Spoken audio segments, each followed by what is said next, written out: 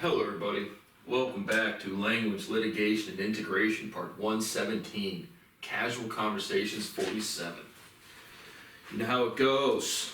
I post videos, you steal them, I get paid nothing, and my life is fucked. But today, we'll be covering some more talking points and current events.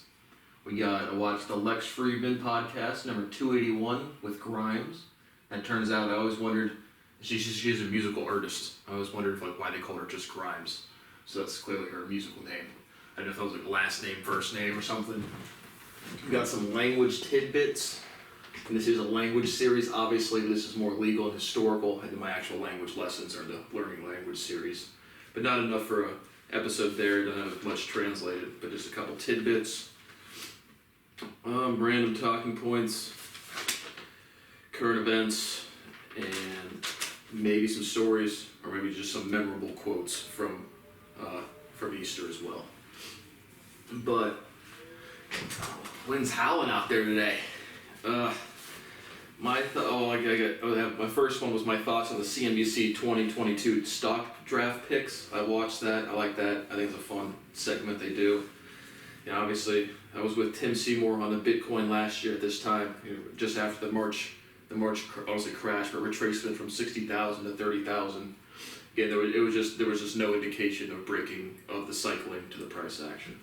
So I'll review the actual companies on an economics video, but that was first on my paper.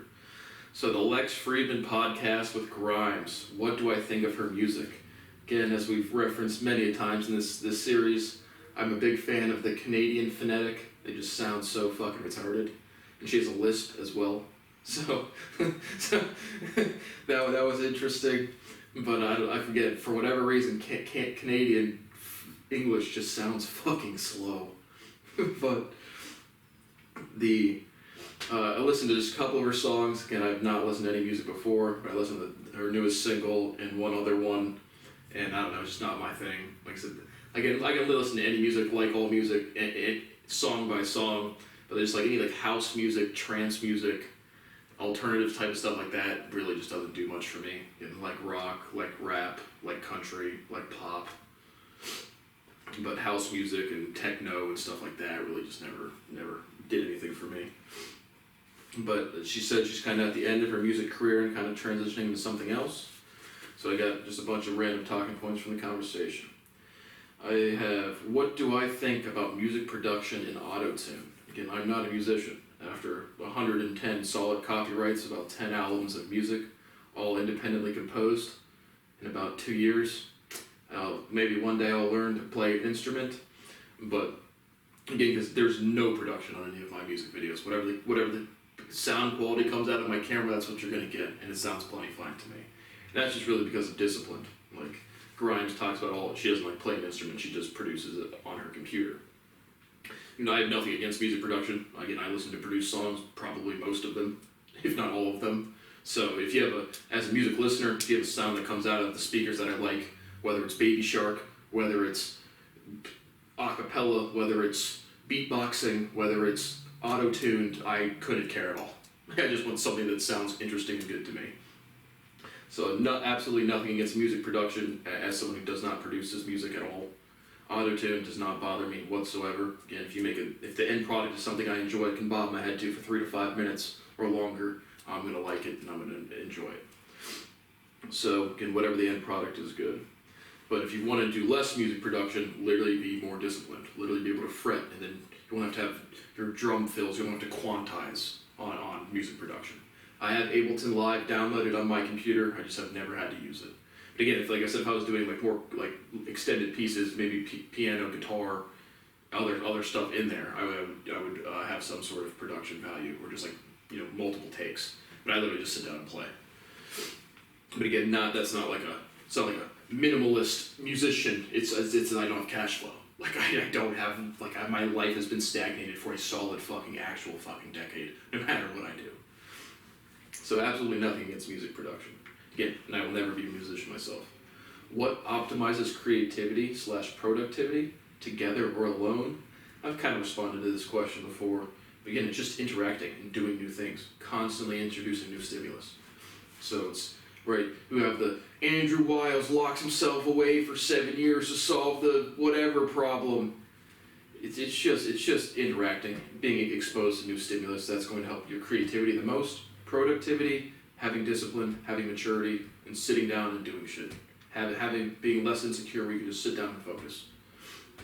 So, just changing, switching shit up, doing new things. That's what optimizes creativity. Together or alone, alone you're going to benefit more from developing your own thoughts. In a group of people, you're going to, again, wherever two or more are gathered, you're going to limit the bullshit. And so, hearing people talk in a group, that really helps you, again, hearing the language they use, the words they use, and the context they use them, that is going to help you.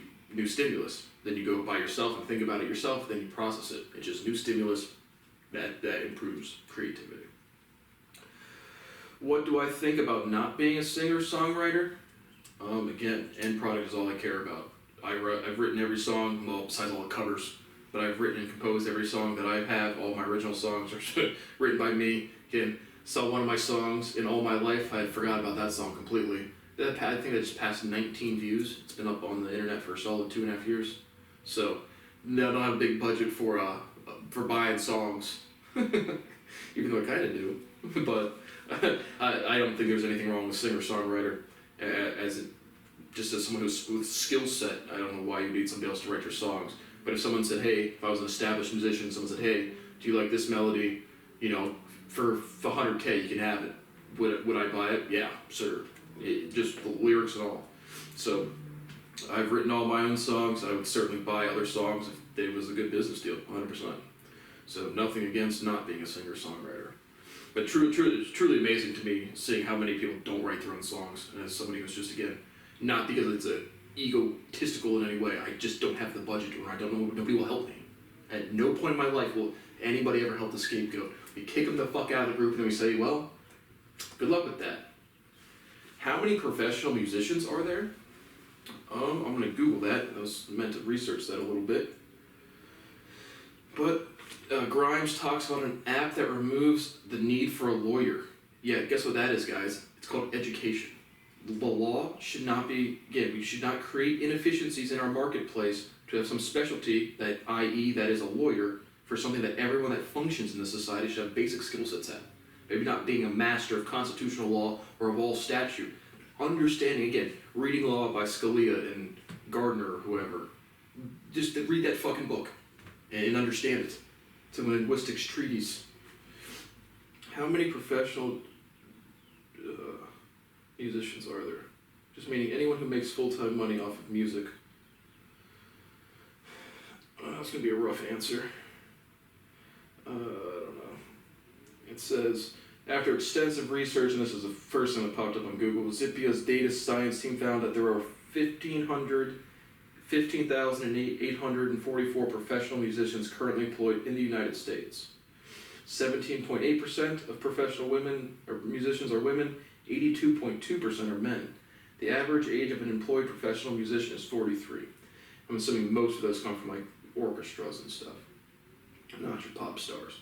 But I don't know, that was just a curiosity thought that I had and I did not have an answer to. But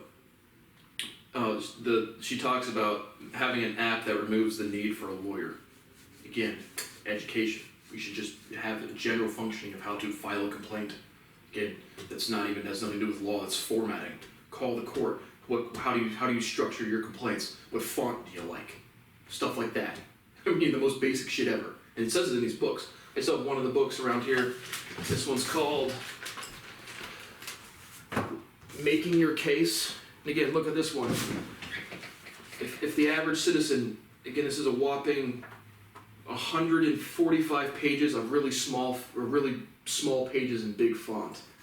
So just a couple, reading through a couple law books would give you enough, again, understanding of how you develop a legal argument to not need to spend $100 an hour on a lawyer for a consultation or anything close to that. So the app that we need for removing lawyers is education. It's still the same fucking answer. What role does listening to music have in composing music? Like I said, when I'm listening to music, I don't have perfect pitch. I can't sit there and tell you what. I have not done Rick Beato's ear training course. I cannot tell you the keys or the chords. When I'm composing, I do. That's, again, I don't know why, but maybe I haven't done my ear training. But does it have any impact on me composing music? Not really. Like when I'm listening to music, I'm just vibing out, just listening to somebody else resonate well with rhythm and timing. When I'm composing music, I'm more of putting together the piece. I don't know. I just don't think listening to music does not really have much impact on me composing music. Now, for writing lyrics, if there's a line or something, and you can hear this amongst other musicians, there'll be a line in somebody's song, and you can literally intuitively tell they picked it up from a song over here. Just one word, a little phrase, and then they go off on it. So composing lyrics, I would say it would influence if there was a line I liked in any genre.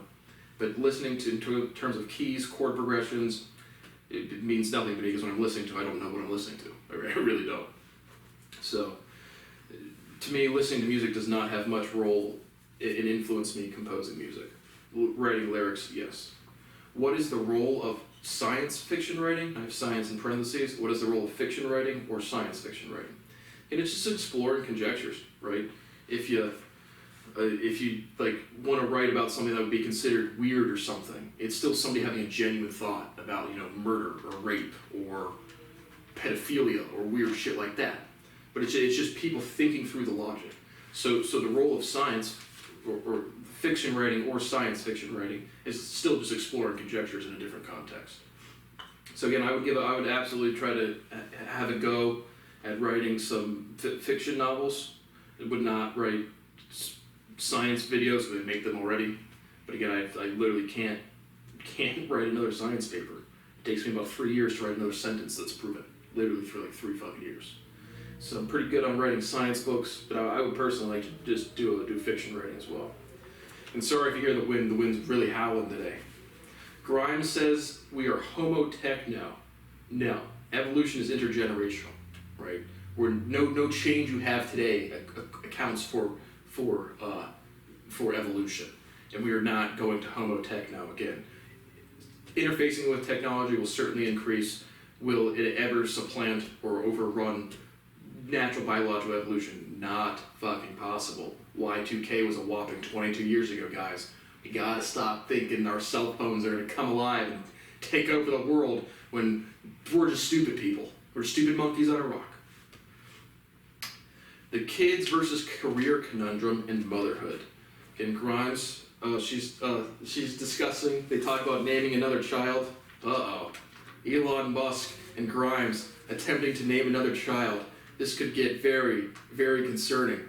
Have all the kids you want, you guys can certainly provide for them, but maybe consult with someone to name them. Maybe.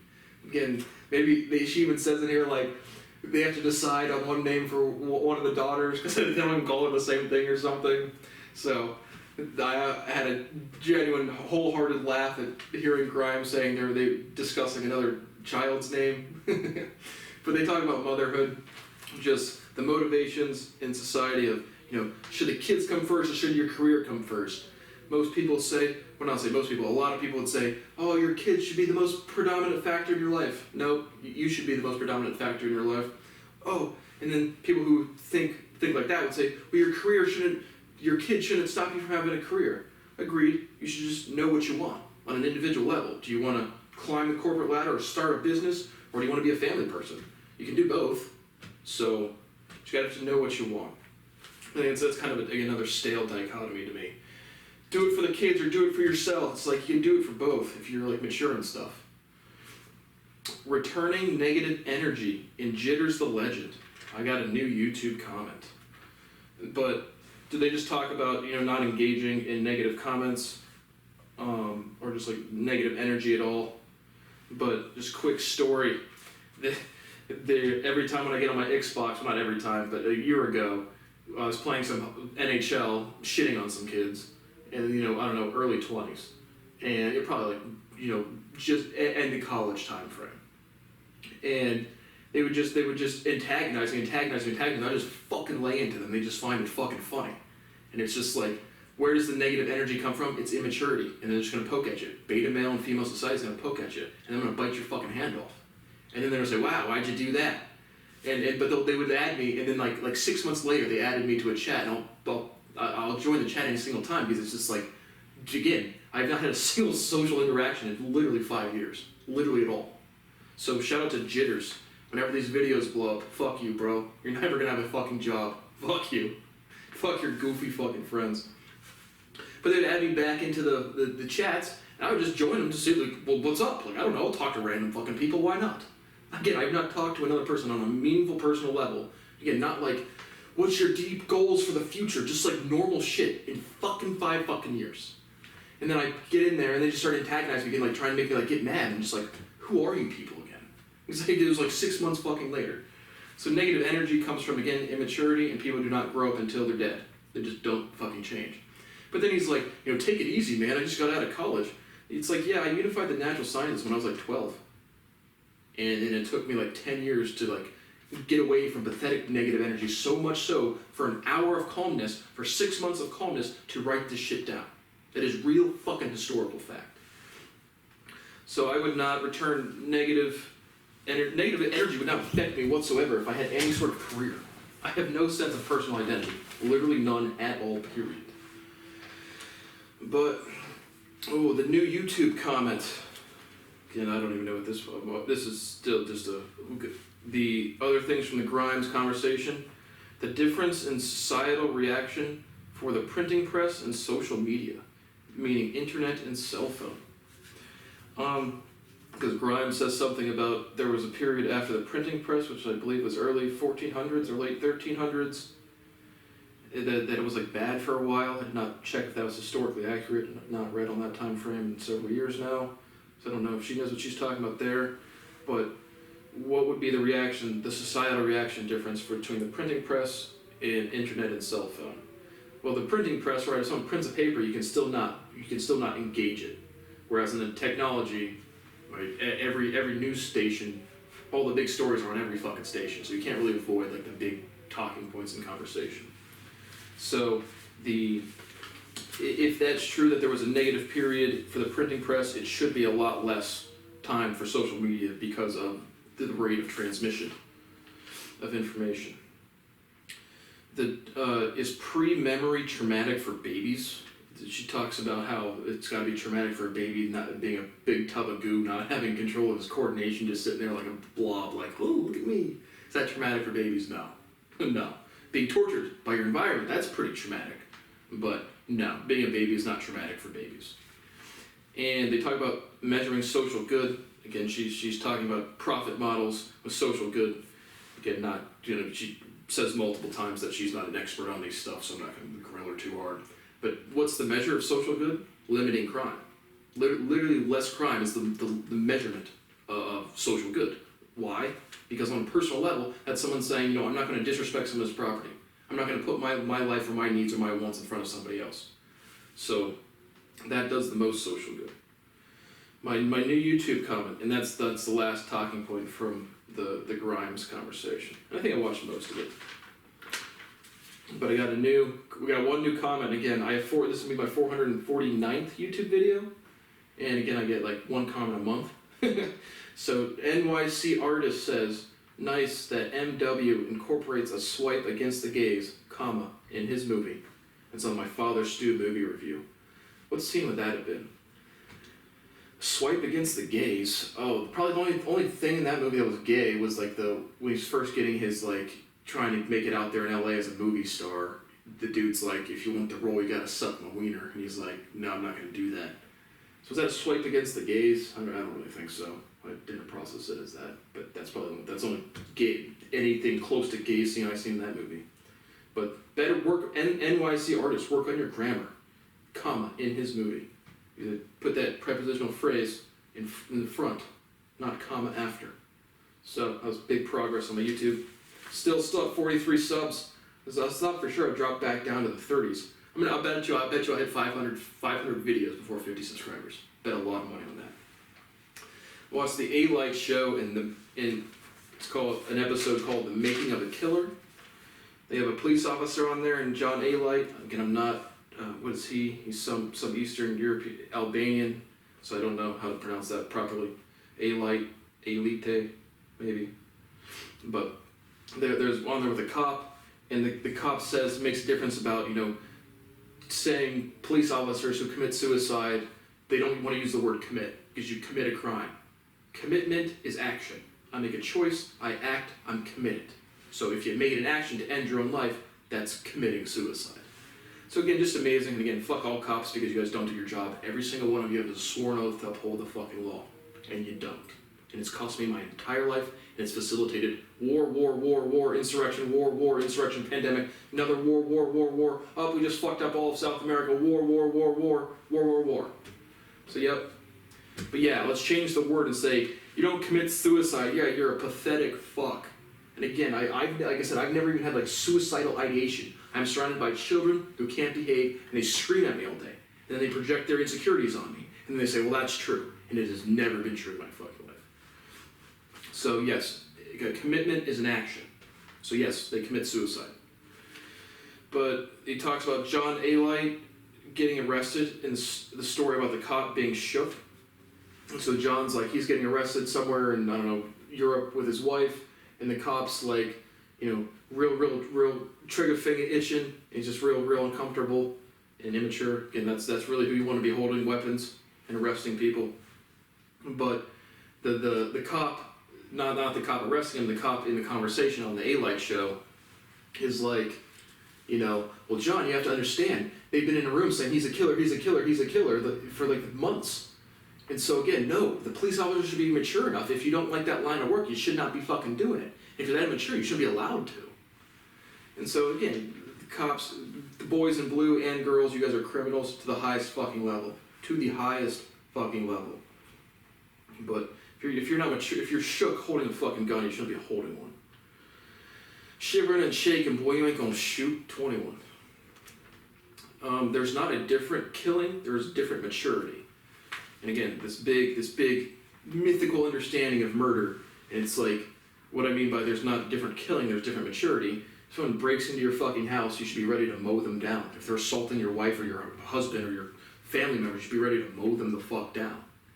And so, it's just like, killing a robber versus, and they talk about killing in war. It's like, how about a mafia, that's soldiers versus mobsters versus doctors, right? And the difference between soldiers and mobsters, right, is the law, the right, the sentiment of the great species. You're still pulling the trigger and ending a fucking life. And if you need to, it shouldn't be a fucking problem. I'm not advocating violence in any fucking way. You should be prepared for anything in fucking life.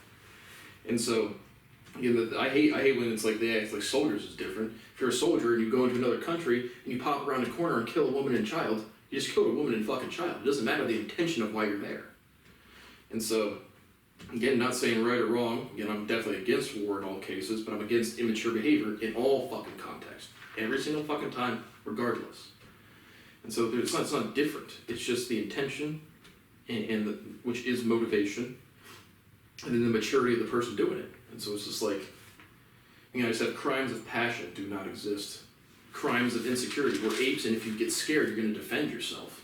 That is what's going to happen, not 99.99% of the time, 100% of the time. So that is it for the podcast. Let me make sure I'm still rolling in other random talking points. Just another couple other thoughts on that. Again, for the soldiers versus mobsters versus doctors. Again, a doctor, where we just covered the Husel trial. Again, I didn't really cover it. I didn't follow it much. But a doctor makes an action that results in a patient's death. That's an action that results in death. That's literally textbook murder. Again, how severe should it be labeled? Is it the end of the world? Is it the worst thing ever? Then you have to account for risk and reward and for consent. Right? Two boxers get in the ring. One can die. Certainly shouldn't press charges against the other one. They consented to it. You go into a doctor, they have their worthless piece of paper, they give you the wrong medicine, which is, again, 250,000 deaths in the United States every single year that happens. They have malpractice insurance, well, you're dead. And so the doctor's not going to, they're going to go right back, they're going to slick their hair back like Michael Mina and the other CNBC correspondents. They'll slick their hair back like Gottlieb and go back to just being the greatest saviors of the world. And mobsters, right? Well, they kind of sign up for it. They know exactly what they're getting into most of the time, as long as you're not killing some random fucking dude. Versus soldiers. Again, the pop around the corner, kill a wife and child. The wife and child had a lot less consent than the mobsters did. So it's like, people just need to understand what they're getting into, and seeing these cops like behave like little children that think their careers matter when they could have, again, had a different career, had a different skill set. Besides being a fucking brute that picks up a fucking gun, waving your flag, listening to the bald eagle scream, and saying, America.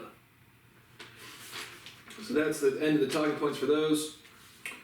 Taking a break from the gym and eating solid food again. So I've been on solid food diet, thank fucking the food that I'm eating. Thank you, eggs. Thank you, baby chickens and potatoes. And thank you, grown chickens and fish, for letting me eat you. But again, I took a 2-week break. This has been 14 days off of the gym just to try to get my back better. There's just no change on my lower tailbone, lower back area. And so I don't know what the fuck I do know what I do. I need healthcare, which I need money, so I can just go get it. But yeah, Brad's allowed to suffer, so I can't do that. But I am eating solid food. Been 3 scrambled eggs, potatoes every morning, and a big dinner every night. Back at about 185, 186, which is what I like to be. But again, I don't know what to do for the gym, man. Like I said, I don't even care about lifting heavy weights anymore. I'd love to if I could, but I just want to be able to work out hard. Like, be able to feel strong and have aggressive workouts as opposed to a shitty 80-year-old back at 28. Just fucking sweet. But at least I'm eating solid food again. Singapore continues to hang drug traffickers. I wanted to read a little bit about this story. Singapore execute man on drug charges rejecting mental disability plea. Gonna butcher the name, sorry. Nagenthram Dharmalingam. Nagenthram Dharmalingam, I think. He'd been on death row for decades. He was caught with 3 tablespoons of heroin and has been on death row since 2010. He was a Malaysian drug smuggler. He got executed by hanging by Singapore. And they denied his pleas for clemency and intellectual impairment. They said, the government says he clearly understood the nature of his acts. Singapore government, are you clearly understanding you are stealing my research? The government also said he did not lose his sense of judgment on the rightness or wrongness of what he was doing. Singapore government, is it right or wrong to steal another man's entire life's research? The execution came after a last-ditch appeal by his mother was dismissed on Tuesday. The court says Najathran had been given due process in accordance with the law. Which fucking law do you fucking monkeys listen to? The real law is bullshit. I'm the fucking law. Had exhausted his rights of appeal in almost every other recourse under the law over some 11 years. They allowed to touch his hands once, and they bought him some clothes and took a picture. This is torture and murder, state-sponsored murder. His cries of "Ma" could be heard in the courtroom. I just want the other. It was 1.5 ounces of heroin strapped to his thigh. He's 34 years old. So he'd been arrested when he was 24. I think they said his IQ was like 68 or 69. Nice.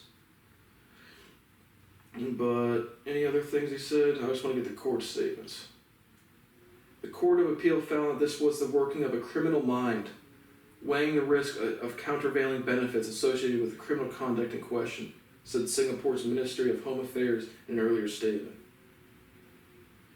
Blah, blah, blah. He was staying his time in solitary confinement. They took some picture. The Singapore government has argued that international law does not prohibit the death penalty, and there was no international consensus on the use of it. Again, what is the severity of the crime, what is the consent level, and what is the victim's consequences for the victim?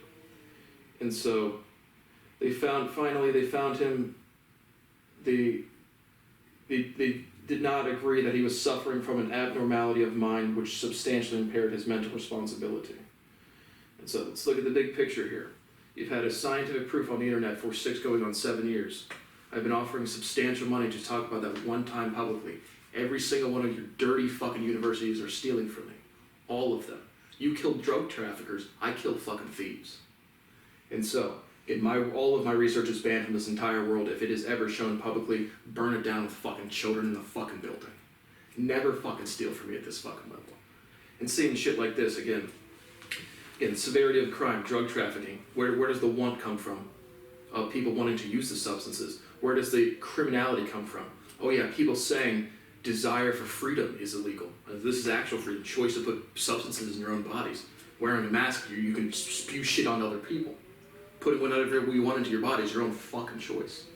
So I don't give a fuck. All drugs are legal. All drugs should be legalized. The crime comes from a bunch of people. Again, Singapore has really low drug addiction rates. Well, fan-fucking-tastic. It's not biologically accurate. And so I read your quotes. They know the right and wrong. Is theft wrong? So if any Singaporean, again, once my research comes down, if any Singaporean is caught stealing my research at this profound of a level, I want them to be fucking executed. Because at some point we have to listen to the fucking law that is proven on the fucking internet. All of my research is banned, again, from everybody, but Singapore, Russia, any other fucking country executing people for drug trafficking. Any of them. Forever. Fuck your kids, go steal from me, and fuck off. Singapore, just fuck you. Fuck your trashy fucking lies. And seriously, if my research is ever distributed in Singapore, one Singapore child steals my fucking research, I have a right to defend my life and my property at an imminent level, and this is imminently threatening to me. And you guys are executing people. The nation state of Brad is not a fucking joke. My GDP is going to trump everybody, probably combined, independently. Not Elon Musk with Tesla, just me with a big fucking bank account. And so, this is disgusting. Absolutely fucking disgusting. And again, fuck Singapore, we've talked about that before. But I looked up, they killed, I think, like 23 since 2010 or something. So, to every student that wants to have an education in Singapore, never steal from me and fucking execute them if they do. It's a statement of law, not a statement of violence. Anything else? Just a couple other talking points. Again, Russia agrees to a prisoner swap, a fight, and a drug trafficker versus a drug trafficker. So again, someone was alleged to beat up some Russian police officers, and now they trade him for a drug trafficker, a Russian drug trafficker. So if you're Brittany Griner going through Russia, well, maybe they fuck with you, but then we'll just arrest some other person from your country to get our drug trafficker back while we're arresting you for alleged cannabis oil. Again, you guys create the inefficiencies and you kill and destroy people's lives over it. You're fucking committing an action that ends in life. That's murder, and it's state-sponsored. So fuck Russia, fuck Singapore. One other current event talking point. Republicans cheer, this is a Reddit title. Republicans cheer as congressional candidate demands Fauci's execution by firing squad. Oklahoma, John Bennett. Those weren't his actual comments. I don't have his actual comments pulled up, but it was much more of something like, for Secret Service listening, if you're listening, after he's convicted. And so again, we see the same side of the pathetic coin again. The Reddit headline is directly not what he said. The intention was kind of there, but they extended it a little bit. And again, I'm not going to pull up his actual comments. But then his actual comments again is the beta mail. How are we gonna impress the group? Well, we can't feed everybody, so let's just go kill somebody. And so you see Reddit exaggerating the comments, and then you see the motivation of an underdeveloped individual saying, how are we gonna behave? Pound our chest and hurt people. So again, what a disgusting failure of species human beings are. Last couple things. No time for stories. This will be plenty long enough. But, I guess I told you the legend of jitters. I guess that's a story. But what is voir dire? We talked about that before. Legal discourse. It's a preliminary examination of a witness or a juror by a judge or counsel. So it's jury selection. Literally, voir dire, seeing, saying. I think I said right. Dire, I forgot the desir, voir, seeing, saying. Literally, that's what it would be. Seeing, saying, right? Voir dire, to see, to say. Nope, seeing, saying. Just seeing and saying what the jury says, seeing how they behave. So I don't know, just a French phrase that has been integrated into legal context. What is au gratin? and al dente. Alright, au, le, au gratin, just like the dish, the cheesy potatoes, which I brought up. We had at Easter, but if you look up gratin in the dictionary, it just says a dish served with a coating of grated cheese. So the buzzword from that definition was grated.